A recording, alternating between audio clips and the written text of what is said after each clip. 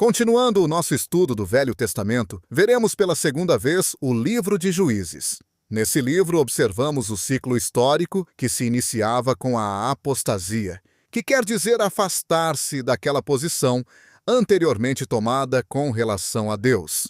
Comparado a um relógio, esse ciclo funcionava da seguinte forma: às 12 horas, os filhos de Israel estavam servindo a Deus. À 1 hora, eles cometiam uma apostasia espiritual. Às 2 e às 3 horas, eles se corrompiam moral e espiritualmente. Às 4 horas, Deus levantava um inimigo. Às 5 horas, eles entravam em guerra contra esse inimigo, e às 6 horas, eles eram mortos e escravizados.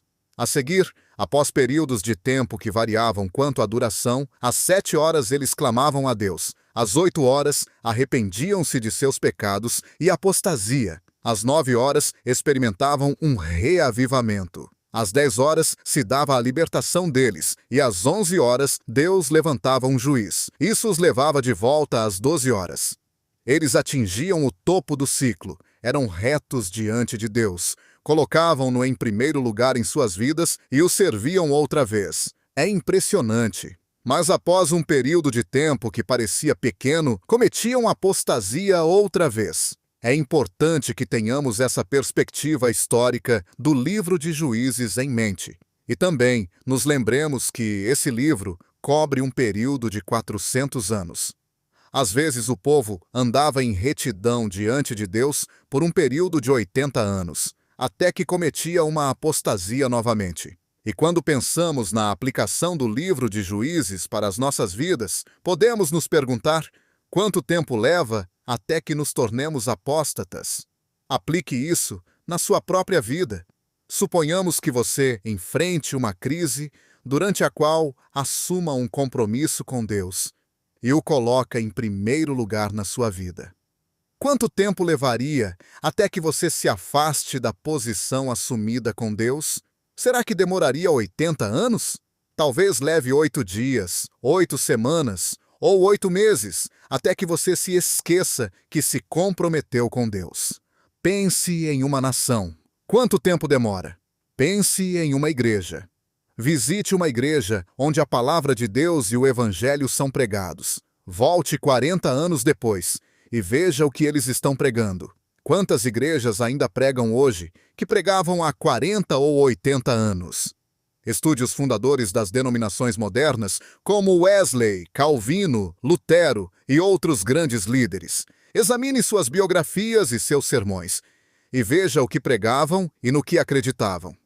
A seguir, visite uma de suas igrejas hoje e observe o que está sendo pregado por lá. Que nome damos a isso? Apostasia. Afastar-se daquela posição anteriormente assumida com Deus. Quanto tempo demora até que eles cometam apostasia? Às vezes não chega nem a 80 anos. No livro de Juízes, lemos sobre esses períodos de apostasia. Levava algum tempo até que o povo se tornasse apóstata. Lemos nesse livro que eles cometeram apostasia 7 vezes. Quando isso aconteceu pela primeira vez, eles foram conquistados pelos sírios e escravizados por 8 anos. Então, Deus levantou um juiz chamado Otoniel, que libertou o povo de Israel. Israel que teve paz durante 40 anos. Durante 40 anos, eles foram retos diante de Deus.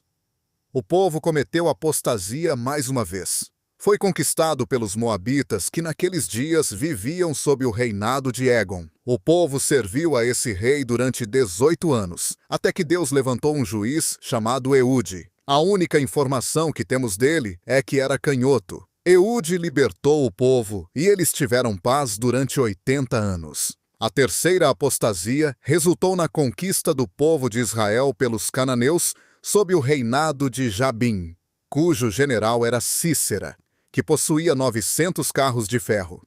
Os filhos de Israel serviram a Jabim durante 20 anos. Dessa vez, quando eles clamaram a Deus, a libertação veio por meio de uma mulher muito corajosa. Você lembra? Débora. Débora convenceu o israelita Baraque a acompanhá-la na conquista dos cananeus. Parece que Baraque precisou ser arrastado por Débora e foi esperneando. Isso demonstra o vácuo que havia na liderança do povo. Outra mulher também foi peça importante na conquista dos cananeus. Seu nome era Jael.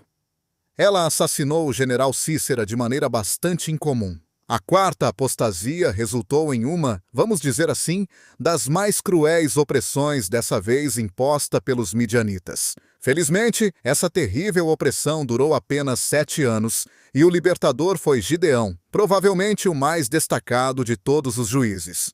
A quinta apostasia resultou na conquista pelos amonitas, que oprimiram o povo de Israel por 18 anos.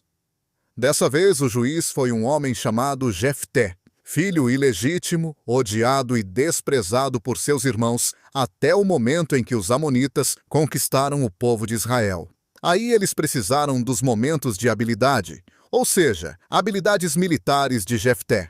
Seus irmãos se aproximaram dele e o chamaram para ser seu rei líder.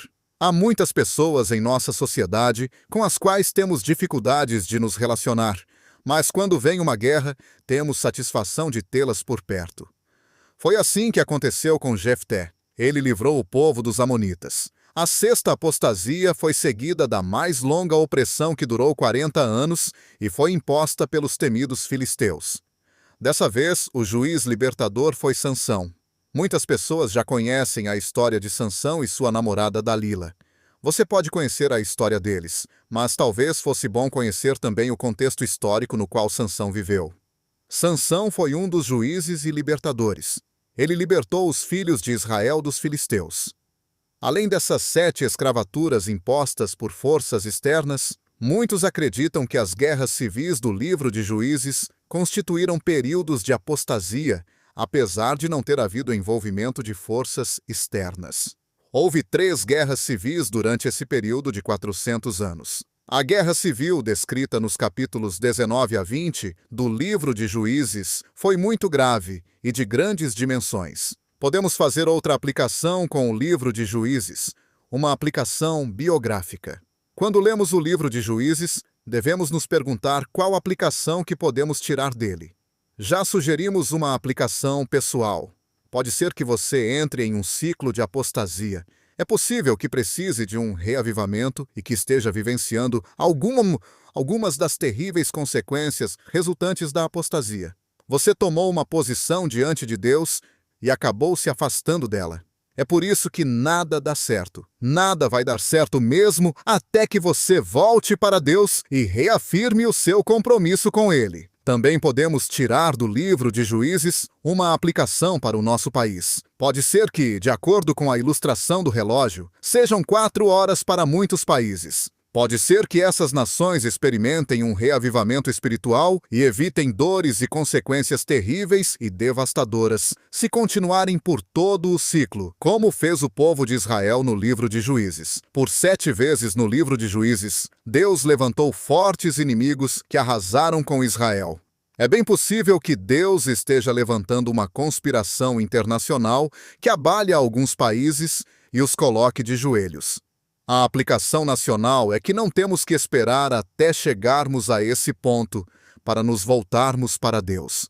Podemos nos voltar para Deus antes que tudo isso aconteça. Também podemos fazer a mesma aplicação para a nossa vida pessoal. Essa aplicação do livro de Juízes é impressionante e urgente. Além das aplicações pessoais e nacionais do livro de Juízes, também podemos aprender com as aplicações biográficas. Essas podem ser vistas principalmente nas vidas dos próprios juízes.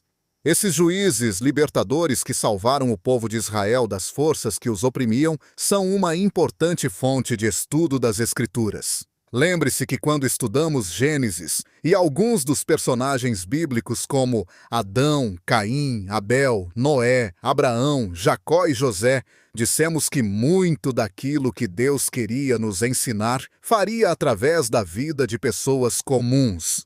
Quando Ele, o Senhor, quis nos ensinar sobre fé, mostrou as vidas de Abraão e Gideão.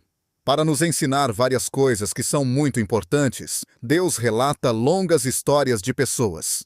Muito do que Deus nos falou, Ele fez por meio de histórias biográficas. Encontramos algumas dessas histórias no livro de Juízes. Em primeiro lugar, todos esses juízes tinham uma coisa em comum. Talvez essa seja a primeira aplicação biográfica que podemos tirar do estudo das vidas dos juízes. A aplicação é muito simples. Todos eles eram pessoas simples, comuns aos olhos do mundo. Quando iniciamos o estudo da vida de Moisés, dissemos que observaríamos esse fato repetidas vezes durante o estudo das Escrituras. É um engano pensar que Deus usa super santos para fazer super coisas, porque elas são super. Sabe o que as Escrituras na verdade nos dizem? Deus tem prazer em usar pessoas comuns para fazer coisas extraordinárias, porque elas estão disponíveis. Quando você enxerga isso, percebe que a característica mais importante para os santos no reino de Deus é a disponibilidade. Todas essas pessoas não tinham muita capacidade. Elas não foram importantes por causa de suas habilidades, mas por causa de sua disposição. Foi por isso que Deus as usou. Otoniel foi o primeiro juiz. Tudo o que sabemos sobre ele é que era sobrinho de Calebe. Você já foi apresentado como parente de alguém? Eu tenho um amigo que o irmão dele é uma pessoa muito importante na cidade. Uma pessoa realmente muito importante. E ele sempre diz assim para mim: olha, eu nunca gostei quando as pessoas me apresentam para alguém. Elas sempre dizem: olha, esse aqui é o irmão de Peter. Esse aqui é o irmão do Peter. Sabe, o Peter é uma pessoa muito importante e ele é alguém. Aí esse meu amigo sempre diz: eu não gosto disso, porque parece que só o meu irmão é que é alguém. Você já apresentou alguém dessa forma? Olha, essa aqui é a esposa do João de Castro. Você conhece o João de Castro? Não conhece? Ele é alguém. Então, essa é a esposa dele. A única coisa que interessa sobre essa mulher parece que é o fato dela ser casada com o João de Castro. É muito injusto fazer isso com as pessoas. Mas isso é tudo que sabemos sobre o Otoniel, o juiz de Israel. Não há outros detalhes. E sobre Eude, a única coisa que sabemos sobre ele é que era canhoto. Quando Gideão foi comissionado para ser provavelmente o juiz de maior destaque de Israel, ele disse: o meu clã é o mais fraco de todos, e eu sou o menor do meu clã. Gideão se autodescreveu como o mais fraco de todos. Essa história se repete em todo o livro de Juízes. Todos esses juízes foram apenas pessoas simples. Essa é a primeira aplicação que tiramos da vida deles. Mais uma vez, o nosso tempo acabou.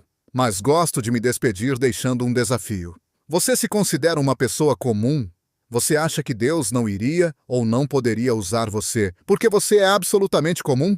A mensagem do livro de Juízes é que Deus tem prazer em fazer coisas simples, extraordinárias, através de pessoas comuns. Junte-se a nós no próximo programa, quando descobriremos que cada um daqueles juízes eram realmente pessoas comuns, simples. E Deus as usou para fazer grandes coisas e poderosas coisas. Espero você para o nosso próximo estudo. Até lá, então!